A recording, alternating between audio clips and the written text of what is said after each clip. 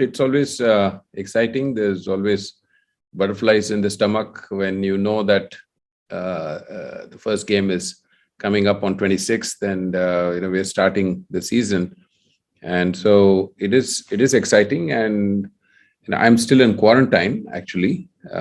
Today is my last day of quarantine, and then tomorrow I get out and I'll have a chance to meet everybody face to face. And the team has already been practicing, and I think everyone is in good spirits. So really looking forward to the season. It's funny when we look back, and obviously we look back a lot and try to learn from it. And even though everybody said that we were not doing so well in the first leg, we were at the bottom of the table, but bottom line was actually we were playing very good cricket. And it's just that the results were not going in our favor.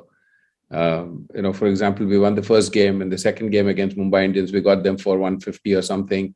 And we were chasing it very comfortably. We needed like 31 of 30 balls with 7 wickets in hand. And somehow we managed to lose that game. Somewhat similar was the RCB one, and then the one against Chennai. So, if a couple of those results go in your favor, suddenly everyone is saying, hey, you've done well.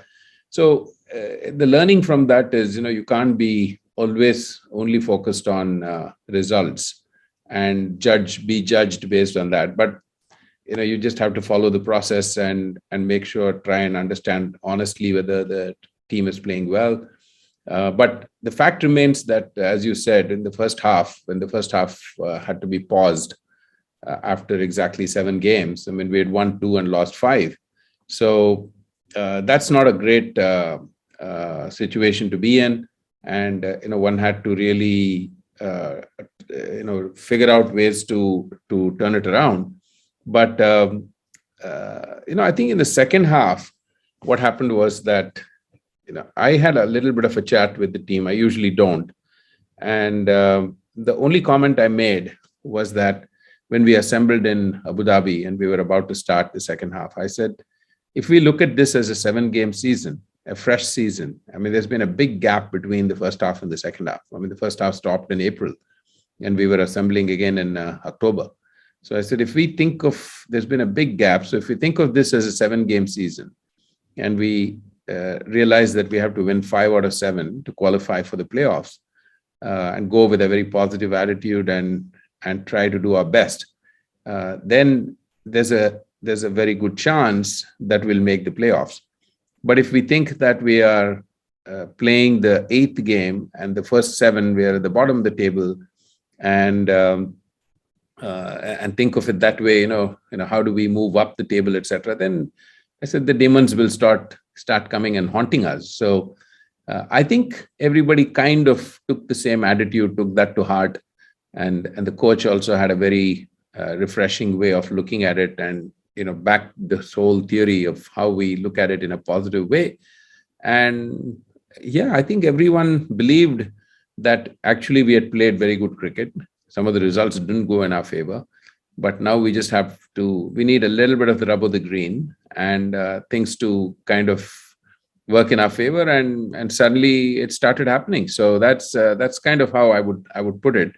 I mean, there are several factors that went into it, and we can discuss that later if you wish. See, first and foremost, when you really like the squad and the team that you've had, and you have strong relationships that you've built, and that you have a lot of quality in the squad, it's very difficult to retain only a few and let go of the others. So it was a very difficult decision for us. I was telling everybody that if we had been allowed to continue with the same squad, we would have been more than happy to do that. But anyway, the rules are the rules, and we had to take a hard look at it and be very objective about it. So I think, the fundamental principle in which we have always operated when it comes to retention is, what are the skills that are very difficult to get in a marketplace? And I call the auction a marketplace. So what are the skills that are very difficult to get? And invariably, the skills that are very difficult to get, if you look at the players we've retained, these guys, these 4 players clearly have those skills. I mean, you start with a Sunil Narayan. I mean, first of all, he's a franchise player. He's been with us 10 years. This will be his 11th year. He's just been absolutely fantastic, has played a huge role in not only the two championships, but every time KKR does well, Sunil is himself played a big role in that. So it was a no-brainer. And keep in mind, he's also brings all-round skills. He's done an amazing job as an opener, as a pinch hitter, as a floater, whatever you call him. Every time he's given a challenge and an opportunity, he goes out and does it. And with his bowling, though, we know that he's just he continues to be a world beater. So similar was with Andre Russell. I think Andre Russell, our coach, calls him the Michael Jordan of T20 cricket. And so when Andre Russell is fully fit and is in good form, I don't think there are too many people, too many players around the world who can do what he does with the bat, with the ball. And he can walk into any side as a batsman. He can walk into any side as a bowler. And, his fielding is just electric. And just being in the side itself, the confidence that it gives the side and the kind of effect it has on the opposition is amazing. So there was no question about Andre Russell. Then when you looked at Varun Chakravarti, I mean, Varun is a one-of-a-kind type of bowler. In 2 seasons with us, he's just done an amazing job, not only winning games, but just the mystery factor that he brings in, so much so that he has literally been fast-tracked into the Indian team. So very, very difficult to get those type of skills, particularly an Indian bowler. And then finally Venkatesh Iyer. I think there we had a lot of we were struggling quite a bit with other players like Shubman Gill and Nitish Rana and Pat Cummins, Shivam Mavi, etc. So it was not an easy decision. Rahul Tripathi, all of them came into the equation when we were discussing. But ultimately, we basically said, okay, unique in the sense that there are very few, if any, all-rounders, Indian all-rounders. And his ability to not only bat at the top, but now he's shown that he can bat in the middle order and at the highest level. We know he had done that for his state. Then his ability to come and bowl and just his attitude and his self-confidence and thinking of him as one of the parts of the future of KKR. So that's the decision. So those 4, that's how we end up making those decisions. So, but keep in mind that when we look at Sunil Narine, who's a 4-over guaranteed bowler in every game, Varun Chakravarti, same thing. Andre Russell, when he's bowling at his best and he's fully fit, he gives you 4 overs, and Venkatesh Chakravarti can at a minimum give you 2 overs, maybe 4. I mean, you ask him, he'll say, I'm a 4-over bowler. So, potentially 16 overs out of the 4 retained players. But at least realistically, you would have to say that, it's at least 12, 13, 14 overs. So to start off a team, when you construct it, to have that type of a combination where that you're getting 12 overs, at least maybe 14 overs out of the 4 people that you've retained. And, one of them is a top order player, one of them is a power hitter, middle order. The other one is a proper all-rounder who can bat and float anywhere in the thing. And knowing that the combination of Sunil Narine, Varun Chakravarti bowling together, we saw what they did in 2021. And that was one of the big parts of the reason why KKR succeeded last year. So we had the kind of results we did. So this was the kind of thinking that went into it. It is for us, it's it's been a journey which has been quite amazing. I mean, I've been involved in this. This will be my 12th season. And over the years, one of the things that we've tried to build is a culture of one where people feel, the word family is used a lot by everybody. Everyone attempts to do that, but we genuinely believe that this is extended family for the players and there is a relationship that builds up. Secondly, we try to create an environment of one which is very transparent, very honest, and one that is comfortable. I think we've never had a situation where we look at a player and say, oh, this player is a 5 crore player, this guy is a 10 crore player. We don't think that way at all. We basically say, listen, they didn't come into the auction and say, pay me so much. we decided to pay. And so it doesn't matter. Once the player has been picked as successfully, that's it. The fees is never spoken about. It's forgotten. At the same time, we try to make the environment as comfortable for them as possible. In situations where you have 25 players, only 11 can play, but the other 14 can't. How do you treat everybody? Simple things like how. Therefore, my attitude has been, how would you treat your family members? How would you explain to them when some decisions that you make go against their own thinking, especially when they're not picked or something happens? How do you explain all of that? So when you honestly treat people like that, sometimes they don't like the answer, but at least they appreciate the honesty. And when you try to build a culture like that, there's definitely a relationship that builds up. And the other people that we have put together, the support staff, I mean, head coach, Baz McCullum, assistant coach Abhishek Nair, batting consultant is David Hussey, now bowling coach being Bharat Arun, our analysts being Shrikant and Nathan Lehman, physio Kamlesh Jain, our strength and conditioning coach, Chris Donaldson, assistant being Sagar, assistant physio being Prashant. I name all of them, and then the team manager Wayne Bentley. I name all of them because they've all been kind of handpicked to make sure that they fit into this culture. And to think, it's not like we're trying to straitjacket everybody, but they believe in this type of philosophy of how to treat people, how to treat players, and therefore how it works. Plus the management team that we have, whose faces you don't see. You tend to see my face because I happen to be in that position, but there's a lot of hardworking people, and our media team, our marketing team, our operations team, our logistics team. These people just do an amazing job, and everything is done to help our team be, create that environment and maintain that environment. And when that is done, I think everyone appreciates it. Money is important, no doubt. So when retention discussions come, there is a money discussion without a doubt. We understand that. But we've been, knock on wood, been fortunate that this is my fourth big auction. And 2011, 2014, 2018, 2022 now, and then many auctions in between. So anytime there's been a retention discussion, we've been fortunate that there's not been a single player who say, I don't want to stay, let me go, I want to move. Not a single one. So that we have been very lucky, and a lot has to do with all of these things that I just mentioned to you. See, honestly, our interest in Shreyas goes back to 2015. That was a mini auction. When he came into the auction, he was eligible to come into the auction for the first time. We had spotted him. We were very keen on him. We bid for him. We tried to go very hard.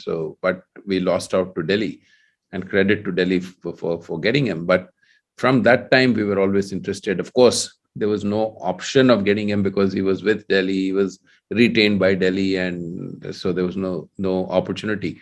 But now, suddenly when he came into the auction, suddenly we just felt, okay, here's an opportunity that is presenting itself again. What is it that we can do? And at the same time, we didn't want to go overboard and go after one player in such a strong manner that it affects the rest of the team combination. So therefore, the interest was always there. I think what we all like about him, and what I've observed about him, is that one is he's a very simple, grounded type of a person. He's a young guy. He's very grounded. At the same time, he's got immense confidence. That self-confidence is something that you can see, and believes that in his own abilities, and believes in leading by example, and also believes that, hey, in any situation, particularly T20, whatever, you can turn the game in your favor. And so those are very unique qualities.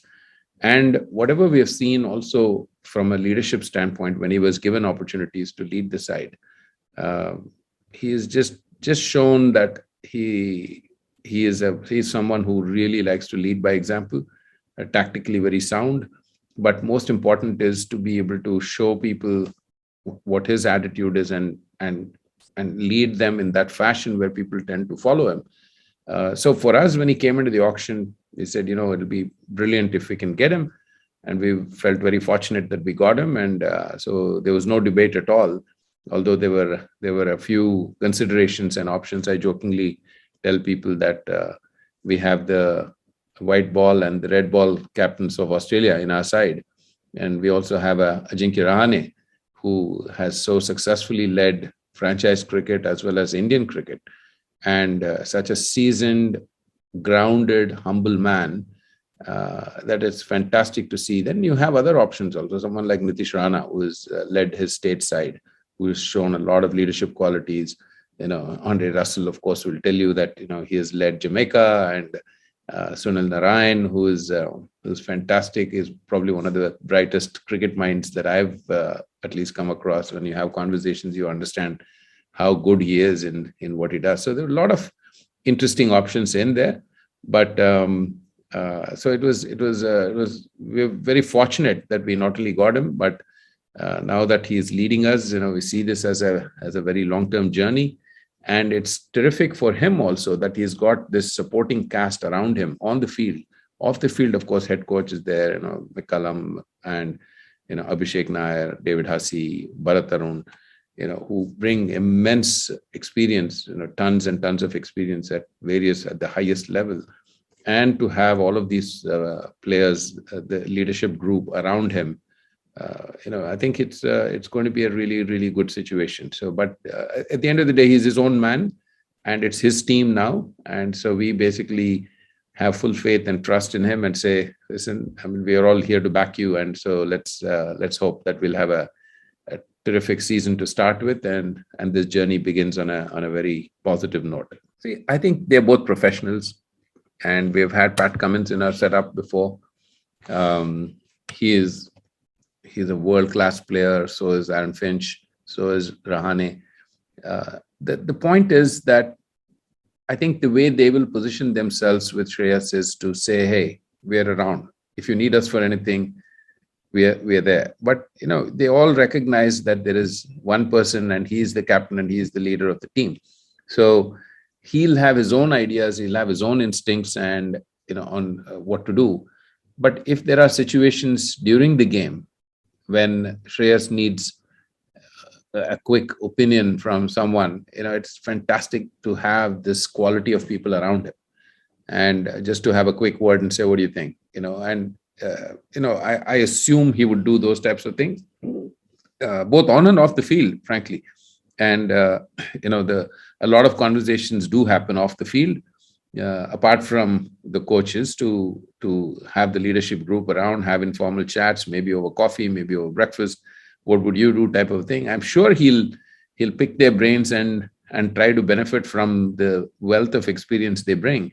But it's a big advantage to have people like that around you, because end of the day, in T20 cricket in particular, there are crunch moments, and in those crunch moments, you're not only called upon to make certain tactical and important decisions, but to handle that type of pressure. So it's fantastic to have people who've won World Cups, who have won all kinds of things at the biggest stage around you to be able to lean on if needed.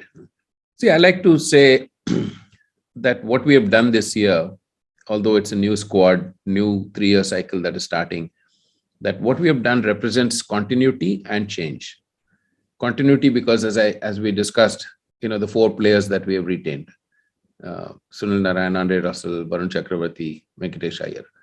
And then in the auction, we managed to bring back Pat Cummins. We managed to bring back Nitish Rana. We managed to bring back Shivam Mavi.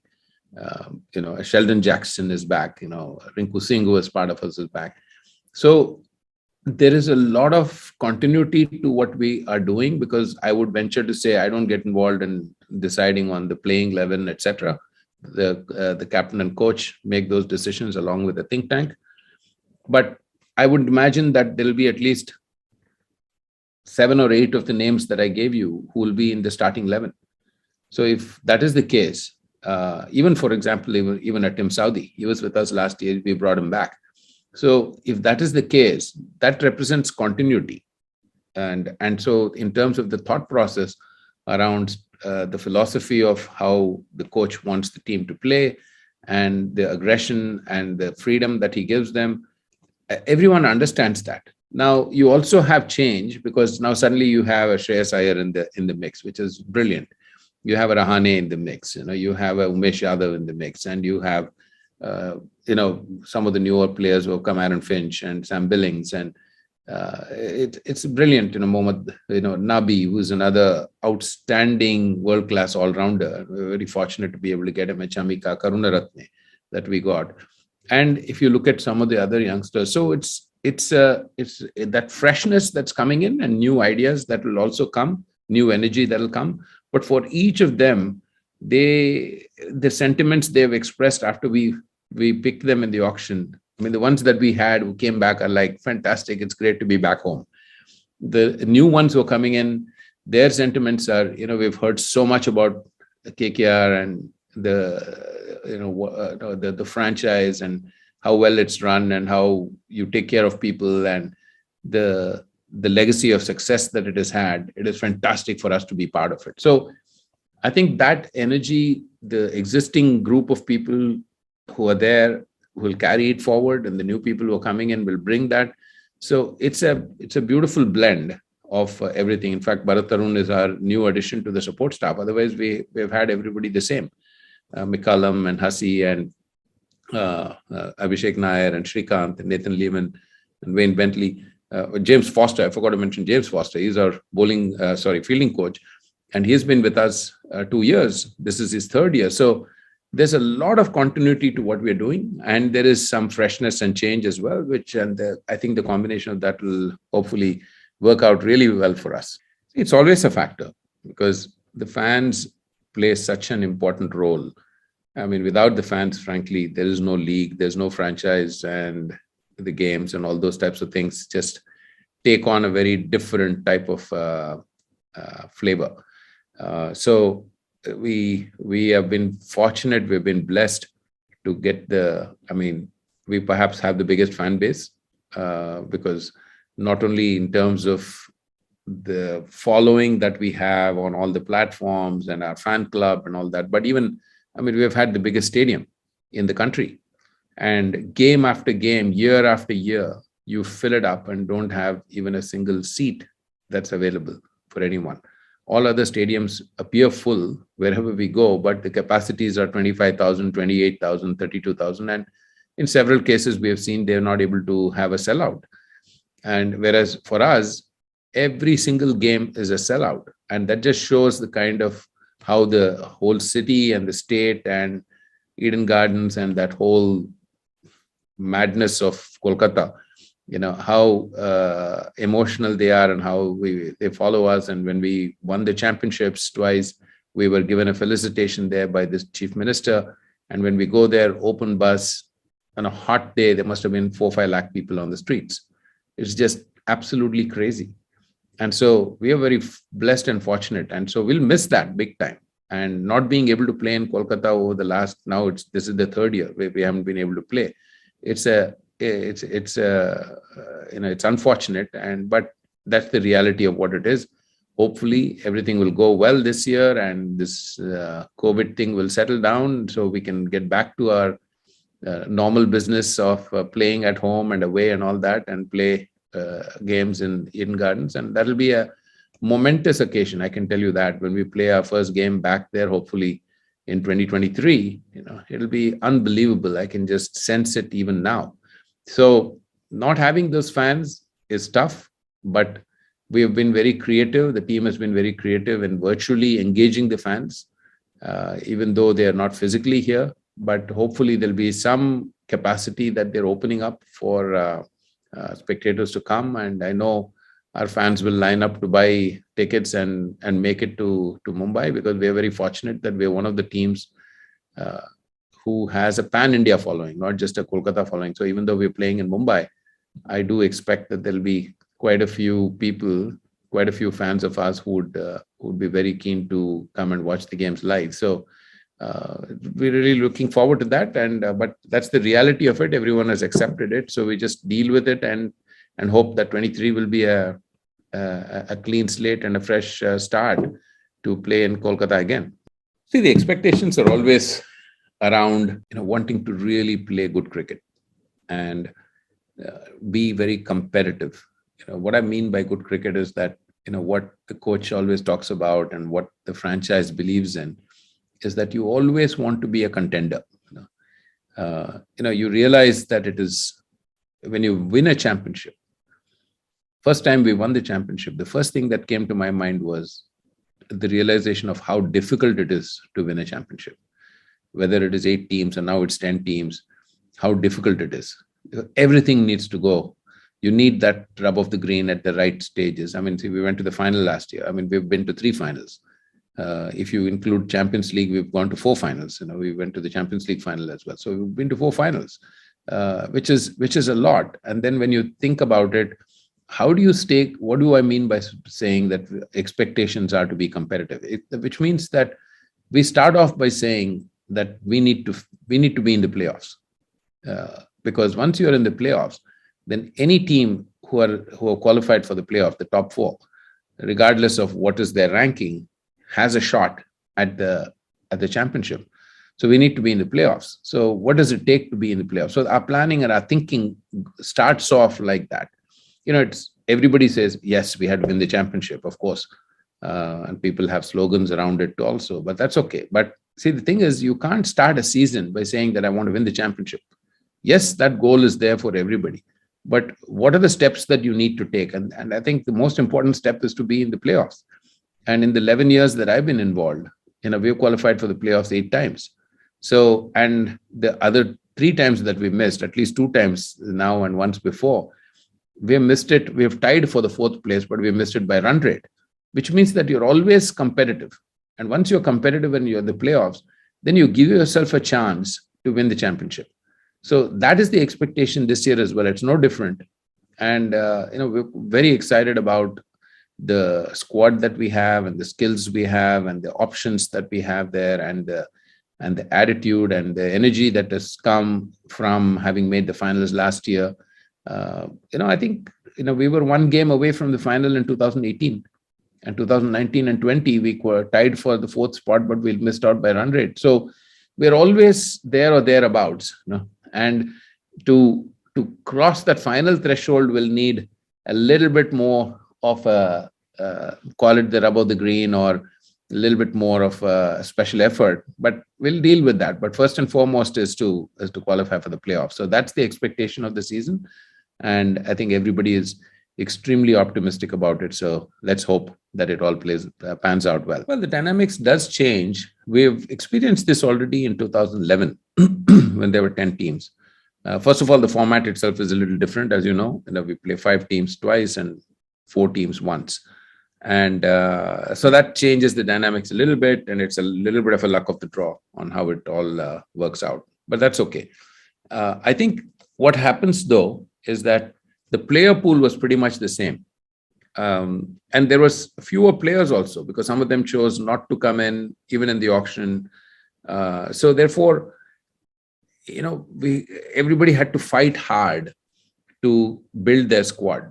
Now, secondly, what happens is that with 10 teams, there's obviously more competition. And there used to be a rule of thumb that when there were 8 teams, that, you win 7 games.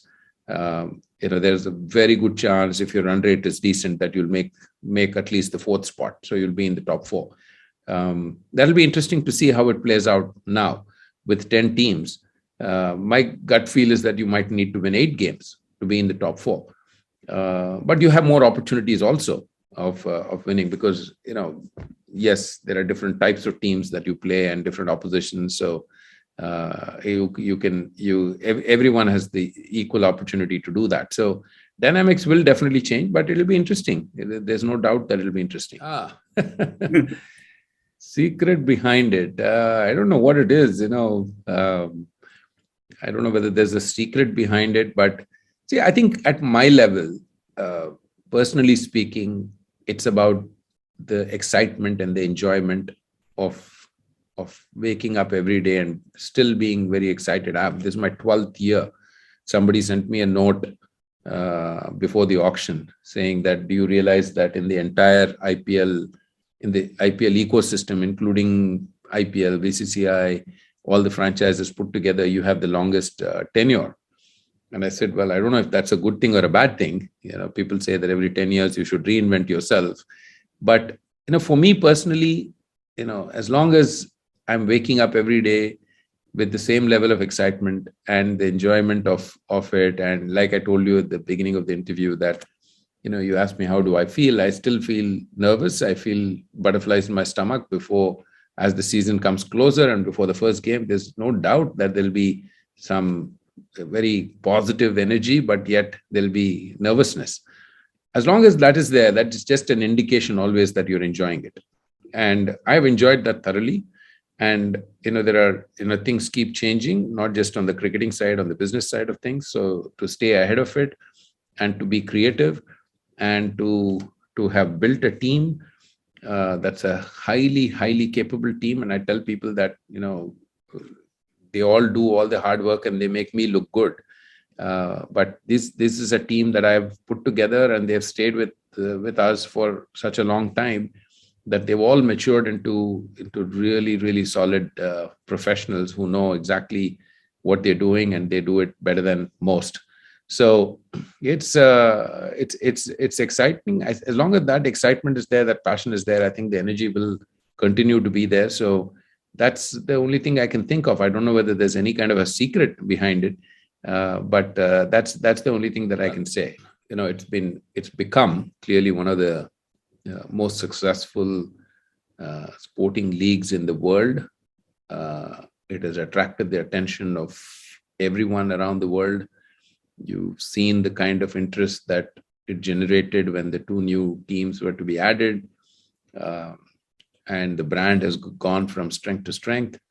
I think, it's very important to understand that when we talk about the IPL brand, the IPL brand itself is made up of all these, it's the sum of all the parts. And the parts are, a big part of it is all the franchises. And so what each of us has done, some of us have done more than others for whatever reason, and that's okay.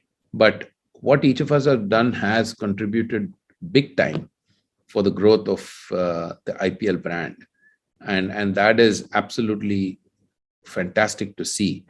But I think what we all have to remind ourselves is we can't take anything for granted. There is I always tell people that I build the franchise. My philosophy is that the franchise is built on 2 pillars. One is your brand, which is the Knight Rider brand, and the other is your fan base. And we spoke about the fan base and the importance of that. When these 2 pillars are strong, everything else, the superstructure, you can build around it. And same is the case with IPL.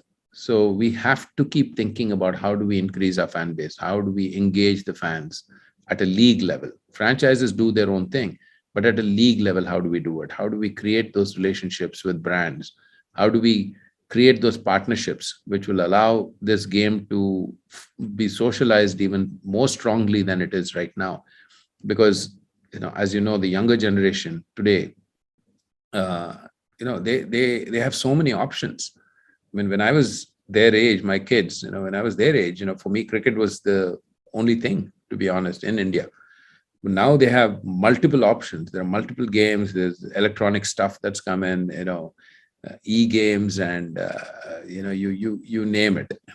And so all of that type of thing happening, we are all going to be competing for attention of the fans, and they're kind of our customers. So we have to take care of them very, very carefully, and we have to keep nurturing. And when we can build that bond at a league level, what I was explaining to you that we do at a KKR level, when that can happen at a league level, and there's a lot of work to be done.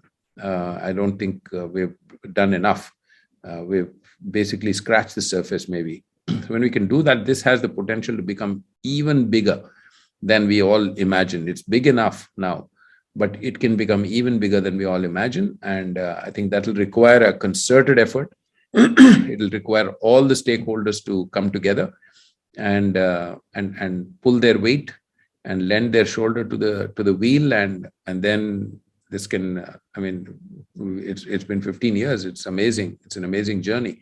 But if you fast forward that another 10 years, this can become something massive, because there is demand for that. There is an opportunity, and we just have to get all the right-minded people together to make it happen.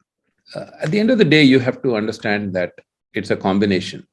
It really is a combination, and I don't think one will exist without the other. I mean, the cricket, it starts with the cricket side of things because that's the product, uh, and that is what attracts people to come in, whether it is fans or whether it's sponsors or whether it's partners or other stakeholders who come in. It's the product and the passion for the product, and how we keep working on that product. So it's at the heart of it is cricket, without a doubt. But at the same time, you realize that if you can't build a successful business around it and create that wrapper around the product, then the passion alone will not take you too far, because some stakeholders will have to start writing checks on a regular basis. I mean, when you realize that as a league, why is it that players get so attracted to IPL? Because the salary cap is 90 crores.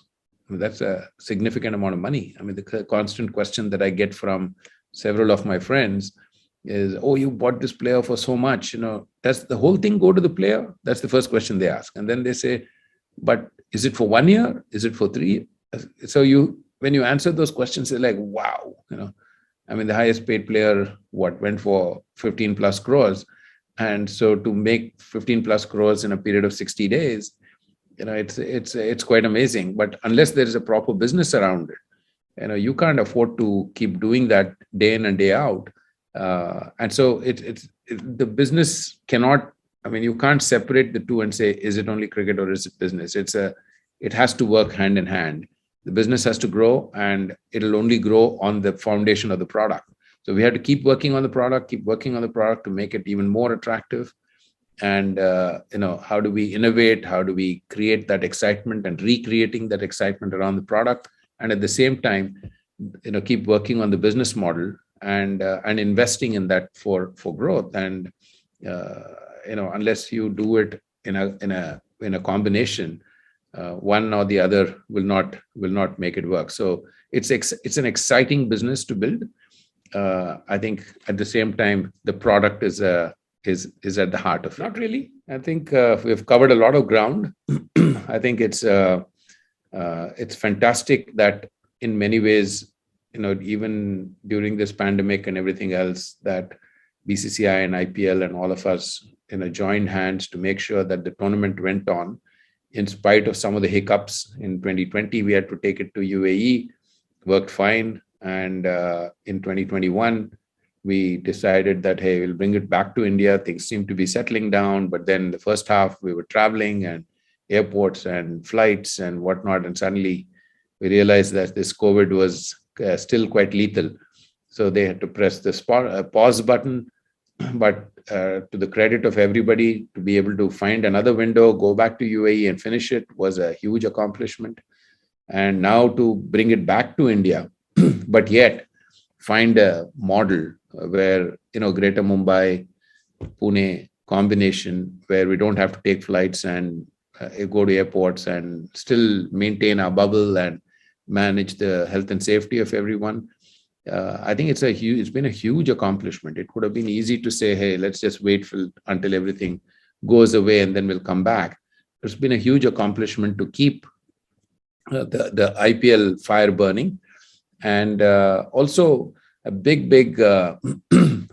acknowledgement and thank you to the players and the support staff and everybody who has kind of endured a very difficult phase. And the difficult phase is about the quarantining and the bubble and the testing and doing everything they have to do, staying away from their families for periods of time. It's been a huge challenge for everyone. And we've heard of players, some of them having challenges with mental health and just the bubble burnout and things like that. So I think credit goes to everyone who's been involved in continuing to make it happen. I think that commitment has been there to see on everyone's part, and it's fantastic. So let's hope that this season will be exciting and it'll go off in a very uneventful manner. And once we are through with this, let's hope that this COVID thing leaves us and allows us to get back to some normal business. And it'll be brilliant to get back to the formula of home and away games, and for us in particular to go back to Kolkata and play there in front of our fans at Eden Gardens. That'll be a great homecoming. So I'm keeping my fingers crossed and quite optimistic that everything will pan out that way. And let's hope for the best and have a terrific season. And I'm sure the fans will thoroughly enjoy it.